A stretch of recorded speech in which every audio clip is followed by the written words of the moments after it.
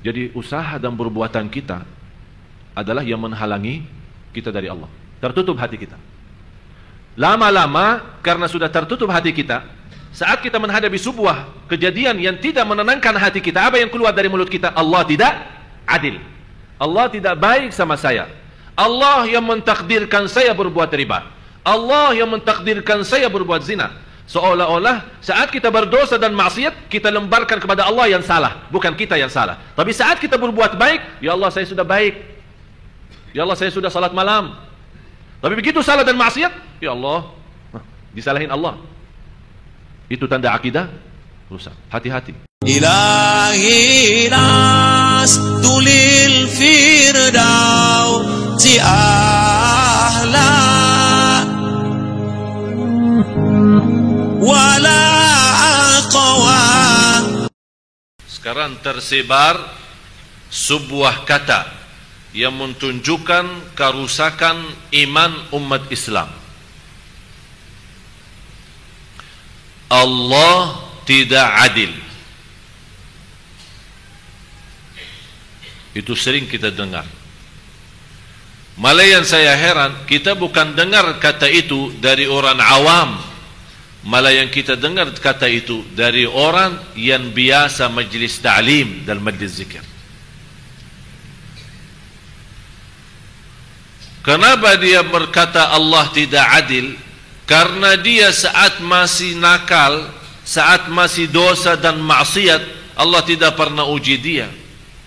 Malah enak, semuanya lancar, tidak ada masalah. Begitu dia buka halaman baru, taubatan nasuha, berhenti minuman keras, berhenti minuman dan maksiat dan dosa, berhenti kembali kepada Allah, sudah jaga salat malam, sudah jaga baca Quran, puasa Isnin Kamis, rutin majlis ilmu dan majlis zikir, tertumbah banyak cobaan dari kanan kiri, ibar macam-macam cobaan. Dia sampai dia tidak pernah berfikir dari mana datang itu. Disitulah dia tanpa sadar, tanpa disengaja, tanpa dinawa itu, kenapa Allah sama saya begitu? Ini tanda akidah rusak. Tapi kalau akidah yang benar, keyakinan yang benar dan iman yang sempurna, yang barangkali susah dilaksanakan adalah bagaimana kita bisa jadi hamba Allah sebagaimana orang mayat yang dibolak-baliknya badannya tapi dia tidak bisa berbuat apa-apa. Bapak Ibu, pernah lihat ada orang mandikan orang mayat? Pernah. Kira-kira saat dimandikan orang mayat itu, apakah orang mayat itu pernah namuk atau marah?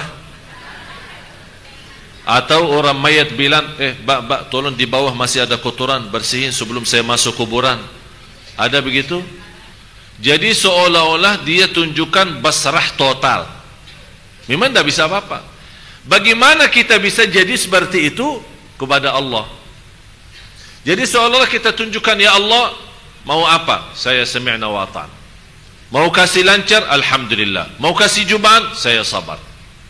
Jadi benar-benar kita memiliki iman, apapun yang dari Allah kita selalu terima. Bukan terima ucapan. Ini kalbu ini yang perlu setiap hari digosok sampai habis. Karena ini akidah yang rusak di dalam, bukan nyata keluar. Itu dalamnya yang kita punya kedalaman rusak. Yang tunjukkan kedalaman rusak gara-gara terhalang kita dari Allah. Coba maaf, kembali ke ayat yang sebelumnya, ayat 14.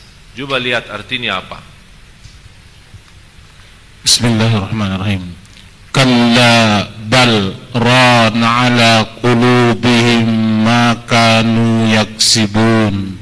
Sekali-kali tidak demikian. Sebenarnya apa yang selalu mereka usahakan itu menutup hati mereka.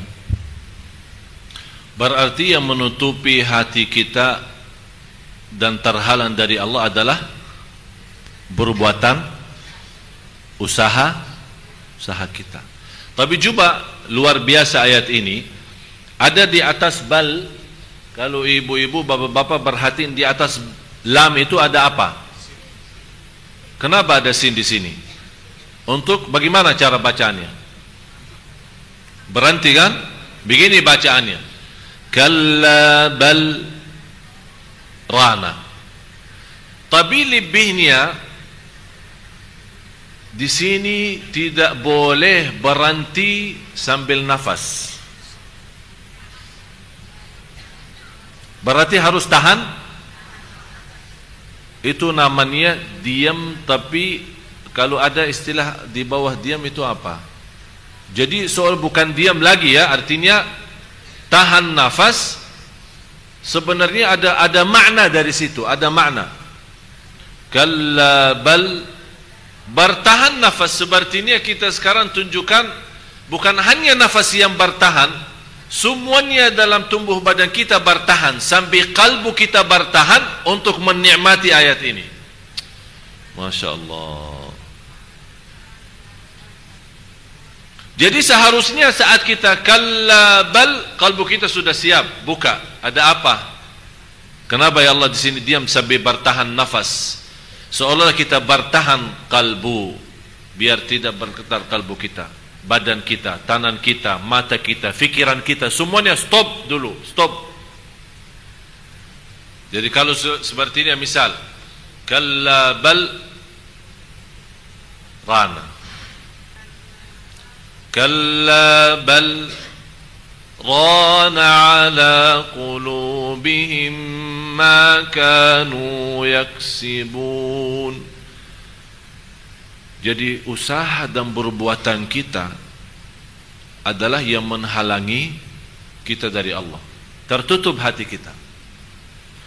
Lama-lama karena sudah tertutup hati kita, saat kita menghadapi sebuah kejadian yang tidak menenangkan hati kita, apa yang keluar dari mulut kita? Allah tidak adil, Allah tidak baik sama saya, Allah yang mentakdirkan saya berbuat riba, Allah yang mentakdirkan saya berbuat zina.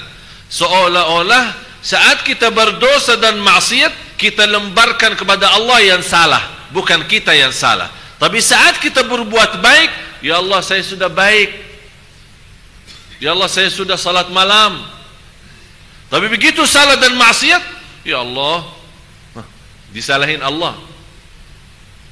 Itu tanda akidah rusak. Hati-hati.